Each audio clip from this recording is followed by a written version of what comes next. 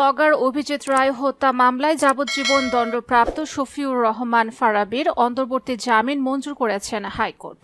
আদেশের বিষয়টি বৃহস্পতিবার নিশ্চিত করেছেন আইনজীবী মোহাম্মদ হুজ্জাতুল ইসলাম খান নিজেই। বিচারপতি জাকির হোসেন ও বিচারপতি কে এম রাশেদুজ্জামান রাজের সমন্বয়ে গঠিত বেঞ্চ বুধবার এই আদেশ দেন। আদালতে জামিন আবেদনের পক্ষে শুনানি করেন সিনিয়র আইনজীবী এস এম শাহজাহান এবং তার সঙ্গে ছিলেন আইনজীবী মোহাম্মদ হুজ্জাতুল ইসলাম খান। রাষ্ট্রপক্ষের শুনানিতে ছিলেন deputy attorney general Mohammad Imran খান।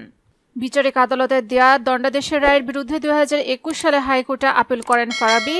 2022 সালে 4 আগস্ট হাইকোর্ট আপিল শুনানির জন্য গ্রহণ করেন। বিচারাধীন আপিলে জামিন চেয়ে আবেদন করেন ফারাবী, যা শুনানির জন্য ওঠে। আইনজীবী মোহাম্মদ হুজ্জাতুল ইসলাম খান বলেন, 2015 সালের 3 মার্চ থেকে কারাগারে আছেন ফারাবী। তিনি 164 ধারায় কোনো স্বীকারোক্তিমূলক জবানবন্দি দেননি। মামলায় 4 জন আসামি স্বীকারোক্তিমূলক জবানবন্দি দিয়েছেন। তাদের কেউই ফারাবীর নাম উল্লেখ করেননি। তদন্ত কর্মকর্তা ছাড়া অন্য কোনো সাক্ষীর বক্তব্যেও তার নাম আসেনি। এসব যুক্তিতে ফারাবীর জামিন চাওয়া হয়। বিচারাধীন আপিলে ফারাবীকে জামিন দিয়ে আদেশ দেন হাইকোর্ট। উল্লেখ্য, 2015 সালে 26 ফেব্রুয়ারি অমর একুশে গ্রন্থমেলা প্রাঙ্গণ থেকে ফেরার পথে ঢাকা বিশ্ববিদ্যালয়ের টিএসসির এলাকায় কুপিয়ে হত্যা করা হয় অভিজিৎকে। হামলায় অভিজিতের স্ত্রী রাফিদা আহমেদও গুরুতর আহত হন। এ ঘটনায় অভিজিতের বাবা অধ্যাপক অজয় রায় বাদী হয়ে রাজধানীর শাহবাগ থানায় হত্যা মামলা করেন।